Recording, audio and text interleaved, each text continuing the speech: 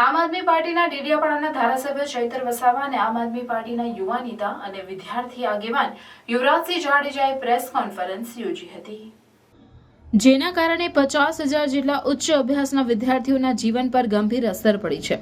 ભાજપા સરકારે આદિવાસી સમાજ પ્રત્યેની પોતાની જે વૃત્તિ હતી તે જાહેર કરી લીધી છે। આજે અમે કહેવા માંગીએ છીએ કે આદિજાતિ બાળકો માટે મેનેજમેન્ટ કોટાની જે શિષ્યવૃત્તિ છે તેને ફરીથી શરૂ કરવામાં આવે, નહીતર આવનાર સમયમાં બાળકો અને વાલીઓને સાથે રાખીને ખૂબ મોટું આંદોલન કરવું પડશે। કેન્દ્રીયકૃત પ્રવેશ સમિતિ મારફતે જે સરકારી કોટામાં એડમિશન લીધેલા વિદ્યાર્થીઓ હતા, બાદમાં આવી કોઈ સીટો મેનેજમેન્ટ કોટામાં ટ્રાન્સફર થાય તો તેને મેનેજમેન્ટ કોટા ગણવામાં આવશે, જેનાથી ઉચ્ચ અભ્યાસ જેમ કે નર્સિંગ, BSc, ડિપ્લોમા સહિત અનેક ઉચ્ચ અભ્યાસ કરનાર ભાવિ અંધકારમય બન્યું છે। આ વર્ષનું ટ્રાઇબલ સમાજ માટેનું 3,410 કરોડનું બજેટ છે એ શિક્ષણનું 4,500 કરોડથી 45,000 કરોડથી જ વધુનું બજેટ છે। તો અમારો સવાલ છે કે શું સરકાર આ બજેટને ફક્ત પોતાના તાઇફાઓ કરવામાં વાપરે છે? ભાજપ સરકાર આદિવાસી સમાજ સાથે ઓરમાયું વર્તન કરે છે। તેના જવાબમાં તમામ આદિવાસી સમાજના લોકોને, યુવાનો અને વિદ્યાર્થી નેતા યુવરાજસિંહ જાડેજાને સાથે લઈને અમારે ગાંધીનગર જઈને આંદોલન કરવાનું હશે તો પણ અમે આંદોલન કરીશું અને વિદ્યાર્થીઓ માટે લડીશું, પરંતુ સરકારના આવા નિર્ણયને અમે ચલાવી લઈશું નહીં। સરકારે આદિજાતિ સમાજના વિદ્યાર્થીઓની પોસ્ટ મેટ્રિક શિષ્યવૃત્તિ બંધ કરી છે, તેને ફરીથી શરૂ કરે એવી અમારી માંગણી છે અને આ મુદ્દા પર અમે ખૂબ જ ગંભીર છીએ અને આવનાર સમયમાં અમે મોટું આંદોલન કરીશું। ત્યારબાદ આમ આદમી પાર્ટીના યુવાન નેતા અને વિદ્યાર્થી આગેવાન યુવરાજસિંહ જાડેજાએ પોતાની વાત રજૂ કરતા જણાવ્યું કે સરકારે જાહેરાત કરી તેમાં જોવા જઈએ તો જ જે કોટા હોય છે, જેમ કે મેનેજમેન્ટ કોટા, સ્ટેટ કોટા અને વેકેન્ટ કોટા, એમાં બદલાવ થયો છે। વેકન્ટ કોટા અને મેનેજમેન્ટ કોટામાં ટ્રાન્સફર કરવામાં આવે છે અને મેનેજમેન્ટ કોટામાં જે શિષ્યવૃત્તિ મળતી હતી તે શિષ્યવૃત્તિને બંધ કરવામાં આવી છે। સરકારના આ નિર્ણયનો અમે સંપૂર્ણપણે વિરોધ કરીએ છીએ। અમે સરકારને સ્પષ્ટપણે કહેવા માંગીએ છીએ કે આદિવાસી સમાજના વિદ્યાર્થીઓ ભણી ગણીને આગળ વધી શકે તે માટે આ જે શિષ્યવૃત્તિની યોજના હતી તેને ફરીથી શરૂ કરવામાં આવે।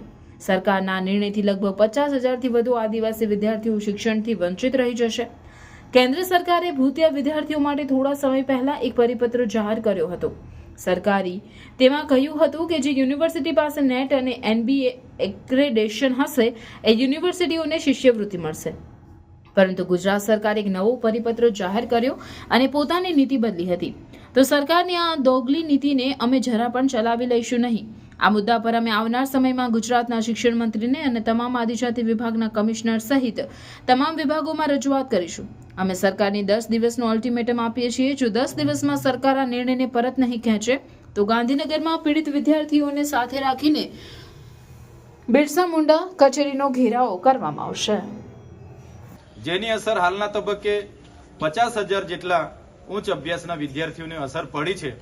ત્યારે આ ભાજપની સરકારે આદિવાસી પ્રત્યેની પોતાની જે વૃત્તિ હતી એ આ પરિપત્ર દ્વારા આ યોજના બંધ કરીને છતી કરી છે। ત્યારે અમે આ સરકારને કહેવા માંગીએ છીએ કે આદિજાતિ બાળકો માટે મેનેજમેન્ટ કોટામાં જે મળતી શિષ્યવૃત્તિ છે એને પુનઃ બહાલ કરવામાં આવે, નહીં તો આવનારા દિવસોમાં બાળકો અને એમના વાલીઓને સાથે રાખીને અમારે ખૂબ મોટું આંદોલન કરવું પડશે।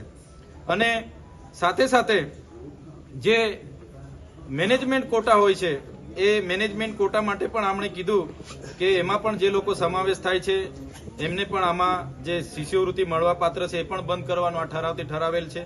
કેન્દ્રીયકૃત પ્રવેશ સમિતિ મારફતે જે સરકારી કોટામાં મેળવેલ વિદ્યાર્થીઓ હતા, બાદમાં જો એ વિદ્યાર્થીઓ સરકારી કોટામાં કોઈ ખાલી સીટો રહેતી હોય કે આવી સીટો મેનેજમેન્ટ કોટામાં ટ્રાન્સફર થાય તો મેનેજમેન્ટ કોટા સહિતના તમામ સીટોને પણ મેનેજમેન્ટ કોટા સીટોની તરીકે ગણવામાં આવશે। અને આ ઠરાવથી આજે જે બહાલ કરવામાં આવેલ છે, જેનાથી જે ઉચ્ચ અભ્યાસ જેમ કે BSc હોય, નર્સિંગ હોય, ડિપ્લોમા હોય કે બીજા અનેક ઉચ્ચ અભ્યાસ કરનારા વિદ્યાર્થીઓનું ભાવિ અંધકારમય થઈ જશે। ત્યારે આટલું મોટું આદિવાસી ટ્રાઇબલનું આ વર્ષનું 3,410 કરોડનું બજેટ છે। શિક્ષણનું 4,500 કરોડથી 45,000 કરોડથી પણ વધારે બજેટ છે। તો સરકાર આ બજેટ માત્ર પોતાના તાઇફાઓ કરવામાં વાપરે છે। એટલા માટે અમે કહીએ છીએ આજે આદિવાસી સમાજ સાથે જે ભાજપા સરકાર ઓરમાયું વર્તન કરે છે તો આવનારા દિવસોમાં તમામ લોકોને અમે સાથે રહીને વિદ્યાર્થી યુવા નેતા અમારા સાથી મિત્ર યુવરાજસિંહ જાડેજા સાથે જો અમારે ગાંધીનગર ખાતે પણ મોટું આંદોલન કરવાનું થશે તો અમે વિદ્યાર્થીઓ માટે લડવાના છે, પણ અમે આ સરકારના નિર્ણયને હવે પછી ચલાવી લેવાના નથી. એટલે સરકાર આદિજાતિ બાળકો માટે જે પરિપત્ર દ્વારા પોસ્ટ મેટ્રિક શિષ્યવૃત્તિ બંધ કરવાની એમણે ફરજ પાડી છે એ પુનઃ બહાલ કરે, નહીં તો આવનારા દિવસોમાં અમે ગંભીર છે, ચોક્કસપણે મોટું આંદોલન કરીશું. શિષ્યવૃત્તિ હતી અને જે બંધ કરવામાં આવી આ મનસ્વી અને તુગલકી નિર્ણયનો અમે સંપૂર્ણપણે વિરોધ કરીએ છીએ અને સરકારને સ્પષ્ટ કહીએ છીએ કે આદિવાસી સમાજનું બાળક ભણી ગણીને આગળ વધી શકે અને એના માટે જે આ શિષ્યવૃત્તિ જે યોજના હતી, પોસ્ટ મેટ્રિક શિષ્યવૃત્તિ યોજના, એ ફરીથી બહાલ કરવામાં આવે. જોવા જઈએ તો લગભગ 50,000 જેટલા એવા વિદ્યાર્થીઓ છે કે જે આ તુગલકી નિર્ણયને કારણે ક્યાંક ને ક્યાંક એ શિક્ષણથી વંચિત રહેવાના છે. તો અમે સરકારને વિનંતીના ભાવે કહીએ છીએ અત્યારે કે જે એની મેલી મુરાદ છે કે આદિવાસી સમાજનું બાળક ભણી ગણીને આગળ ન વધે, અમે એ કહીએ છીએ કે ભાઈ દરેક વ્યક્તિને આગળ વધવાનો અને શિક્ષણમાં જે અત્યારે શિષ્યવૃત્તિ મળવા પાત્ર છે એ તમામ પ્રકારની શિષ્યવૃત્તિ એ બાળકોને મળવી જોઈએ. અત્યાર સુધીમાં જે એડમિશન થયા છે એમાં લગભગ 50,000 વિદ્યાર્થીઓને આની અસર થઈ શકે એમ છે.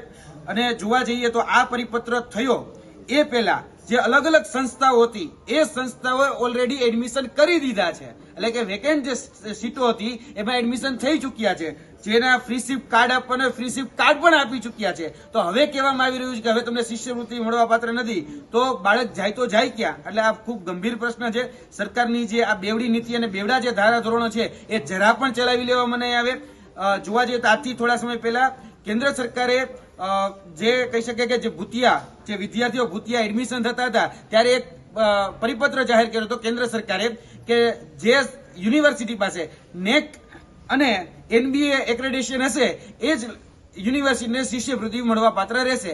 પરંતુ ગુજરાત રાજ્ય સરકારે મળવા પાત્ર રહેશે, પરંતુ એમાં જે ગુજરાત રાજ્ય સરકારે ફરીથી પરિપત્ર એમાં નવો જાહેર કરવો પડ્યો અને એમાંથી જે નીતિ હતી એ નીતિને બદલવી પડી હતી. એટલે આ બેવડા ધોરણો જે છે કે બેવડી જે નીતિ છે, જે દોગલી નીતિ છે એ અમે બિલકુલ ચલાવી રહેલી છે. શિષ્યવૃત્તિ જેની પાસે નેક અને કહી શકાય કે NBA ન હોય એ લોકોને મળવા પાત્ર નહોતી રહેતી, પરંતુ ગુજરાત રાજ્ય સરકારે એવો પરિપત્ર કર્યો કે ભાઈ નેક કે NBA ની જરૂર નથી, જે પણ પ્રાઇવેટ સંસ્થાઓ છે એ બધા જ લોકોને શિષ્યવૃત્તિ મળવા પાત્ર રહેશે.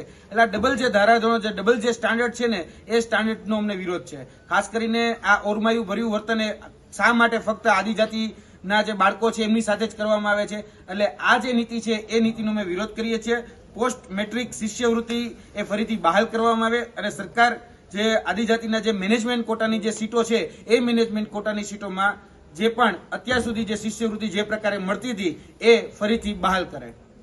क्या आपने इंडस्ट्रियल एक्सपो के बैनर्स देखे?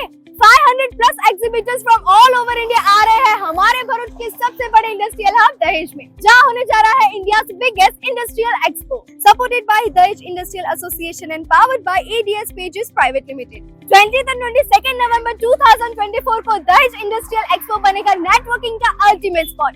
यहाँ मिलेगा आपके ब्रांड को प्रमोशन का एक पावरफुल प्लेटफॉर्म और अनमैच एक्सपोजर जो आपके बिजनेस की ग्रोथ को बूस्ट करेगा. इस एक्सपो में देखिए क्रिएटिविटी का नया स्टैंडर्ड और ट्रेंडिंग टेक्नोलॉजीज का शोकेस. यहाँ नए प्रोडक्ट्स भी होंगे अनवेल और इंडस्ट्री इंटेलिजेंस का इनवैल्यूएबल सोर्स भी मिलेगा जो आपके बिजनेस को नेक्स्ट लेवल पे ले जाएगा. अगर आप मीनिंगफुल कनेक्शन या बिजनेस एक्सपेंशन करना चाहते हैं, then Dahej Industrial Expo 2024 is where you need to be. Mark your calendar 2021 and 22nd November. Timing है 10 AM to 6 PM and location is GIDC Dahej opposite GACL Circle Dahej. ये chance miss मत कीजिए. यहाँ आइए और अपने brand को दे एक unbeatable boost. So, see you all at the Dahej Industrial Expo 2024.